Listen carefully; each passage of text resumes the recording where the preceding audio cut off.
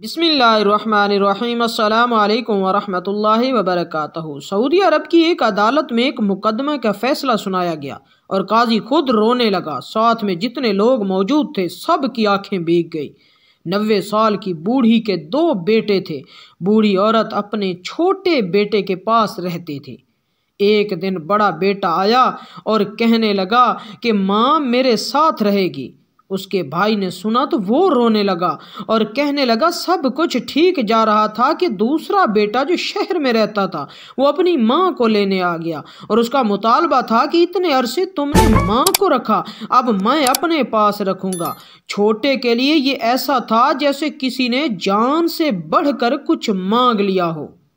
اسے اپنی دنیا اندھیری ہوتی نظر آ رہی تھی۔ اس نے بھائی کو بہت سمجھایا کہ میں ماں کے بنا نہیں رہ سکتا، پر اس نے نہ مانی اور ضد پہ اڑا رہا اور یہ معاملہ پنچایت پر حل نہ ہونے پر عدالت تک پہنچ گیا۔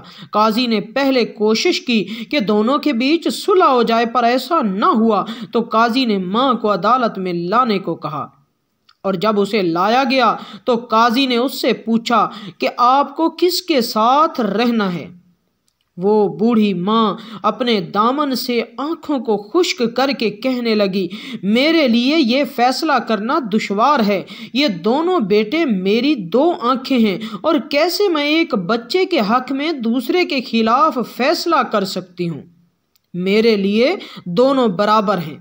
قاضی نے چھوٹے کی مالی حالت کمزور اور اس کے بھائی کی حالت اور خوشحالی کے اسباب کو دیکھتے ہوئے بڑے بھائی کے حق میں فیصلہ سنا دیا۔ قاضی کے فیصلہ سناتے ہی وہ شخص دردناک چیخوں کے ساتھ رونے لگا اور عدالت اس کی آواز سے گونج اٹھی۔ اس کے بلک بلک کے رونے سے قاضی صاحب اور کمرے میں موجود لوگ بھی آنسوؤں کو روک نہ سکے۔ قاضی صاحب روتے ہوئے کرسی سے اٹھ گئے اور کمرے کے لوگ اس شخص کو گلے لگا کر روئے۔ جب اس شخص نے اپنی ماں کے قدموں کو بوسہ دیتے ہوئے رخصت ہونے کی اجازت چاہی تو چھوٹے بھائی کی چیخیں نکل گئیں۔ یہ واقعہ سن کر غور کریں کہ جن بوڑھی ماؤں کو اولڈ ہاؤس وغیرہ میں چھوڑ دیا جاتا ہے یا انہیں الگ کر دیا جاتا ہے، اگر انہوں نے یہ واقعہ سن لیا تو ان پر کیا گزرے گی۔ خوش نصیب ہیں وہ شخص جن کے ماں اور باپ زندہ ہیں اور اسے خبر ہے کہ یہ کتنی بڑی نعمت میرے پاس موجود ہے۔ 2 سگے بھائیوں کے بڑے بڑے زرعی فارم ساتھ ساتھ واقع تھے۔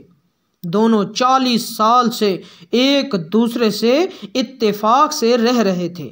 اگر کسی کو اپنے کھیتوں کے لیے کسی مشینری یا کام کی زیادتی کی وجہ سے زرعی مزدوروں کی ضرورت پڑتی تو وہ بغیر پوچھے بلا جھجک ایک دوسرے کے وسائل استعمال کرتے تھے۔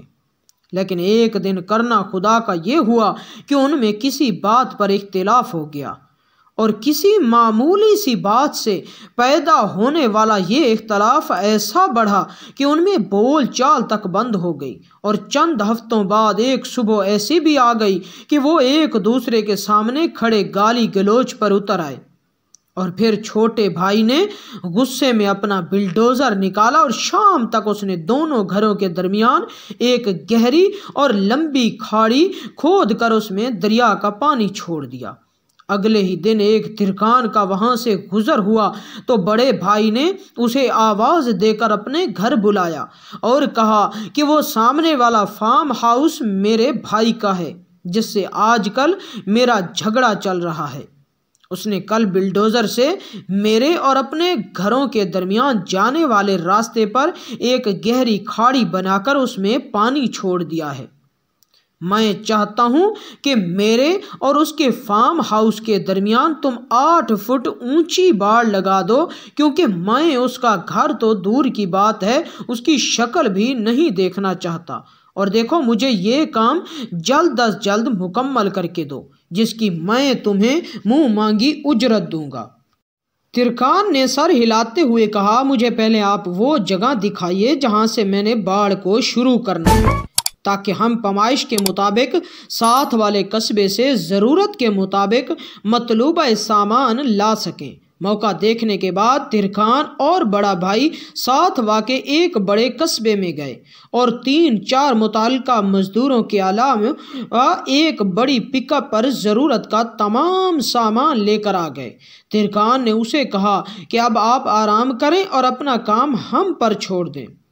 ترکھان اپنے مزدوروں کاریگروں سمیت سارا دن اور ساری رات کام کرتا رہا۔ صبح جب بڑے بھائی کی آنکھ کھلی تو یہ دیکھ کر اس کا منہ لٹک گیا کہ وہاں 8 فٹ تو کجا 1 انچ اونچی باڑ نام کی بھی کوئی چیز نہیں تھی۔ وہ قریب پہنچا تو یہ دیکھ کر اس کی آنکھیں پھٹی کی پھٹی رہ گئی کہ وہاں ایک بہترین پل بنا ہوا تھا جہاں اس کے چھوٹے بھائی نے گہری کھاڑی کھود دی تھی۔ جو ہی وہ اس پل پر پہنچا تو اس نے دیکھا پل کی دوسری طرف کھڑا ہوا اس کا چھوٹا بھائی اس کی طرف دیکھ رہا تھا۔ چند لمحے وہ خاموشی سے کھڑا کبھی کھاڑی اور کبھی اس پر بنے ہوئے پل کو دیکھتا رہا اور پھر اس کے چہرے پر ایک ہلکی سی مسکراہٹ ابھری۔ چند سیکنڈ بعد دونوں بھائی نپے تلے آہستہ آہستہ قدم اٹھاتے پل کے درمیان آمنے سامنے کھڑے ایک دوسرے کو دیکھنے لگے، اور پھر دونوں بھائیوں نے آنکھوں میں آنسو بھرتے ہوئے ایک دوسرے کو پوری شدت سے بھینچتے ہوئے گلے لگا لیا۔ دیکھتے ہی دیکھتے دونوں بھائیوں کے بیوی بچے بھی اپنے گھروں سے نکل کر بھاگتے اور شور مچاتے ہوئے پل پر اکٹھے ہو گئے، اور دور کھڑا ہوا ترکھان یہ منظر دیکھ دیکھ کر مسکرا رہا تھا۔ بڑے بھائی کی نظر جو ہی ترکھان کی طرف اٹھی جو اپنے اوزار پکڑے جانے کی تیاری کر رہا تھا تو وہ بھاگ کر اس کے پاس پہنچا اور کہا کہ وہ کچھ دن ہمارے پاس ٹھہر جائے، لیکن ترکھان یہ کہہ کر چل دیا کہ اسے ابھی اور بہت سے پل بنانے ہیں۔ برائے مہربانی کوشش کریں کہ لوگوں کے درمیان پل بنائیں، دیواریں نہ بنائیں۔ رسول اکرم صلی اللہ تعالی علیہ وآلہ وسلم عمرے کا ارادہ کر کے مدینہ منورہ سے مکہ مکرمہ کے لیے روانہ ہوئے اور حدیبیہ کے میدان میں اتر پڑے۔ آدمیوں کی کثرت کی وجہ سے حدیبیہ کا کنواں خشک ہو گیا اور حاضرین پانی کے ایک ایک قطرے کے لیے محتاج ہو گئے۔ اس وقت رحمت عالم صلی اللہ علیہ وآلہ وسلم کے دریائے رحمت میں جوش آ گیا اور آپ نے ایک بڑے پیالے میں اپنا دست مبارک رکھ دیا تو آپ صلی اللہ تعالی علیہ وآلہ وسلم کی مبارک انگلیوں سے اس طرح پانی کی نہریں جاری ہو گئیں کہ 1500 کا لشکر سیراب ہو گیا۔ لوگوں نے وضو غسل بھی کیا، جانوروں کو بھی پلایا، تمام مشکوں اور برتنوں کو بھی بھر لیا۔ پھر آپ صلی اللہ تعالی علیہ وآلہ وسلم نے پیالے میں سے دست مبارک کو اٹھا لیا اور پانی ختم ہو گیا۔ حضرت جابر رضی اللہ تعالی عنہ سے لوگوں نے پوچھا کہ اس وقت تم لوگ کتنے آدمی تھے؟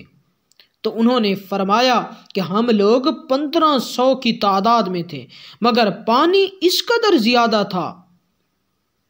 مشکاش کی یہ جلد ہے اور المعجزات، باب المعجزات کی یہ روایت موجود ہے۔ اگر ہم لوگ 1,00,000 بھی ہوتے تو سب کو یہ پانی کافی ہو جاتا۔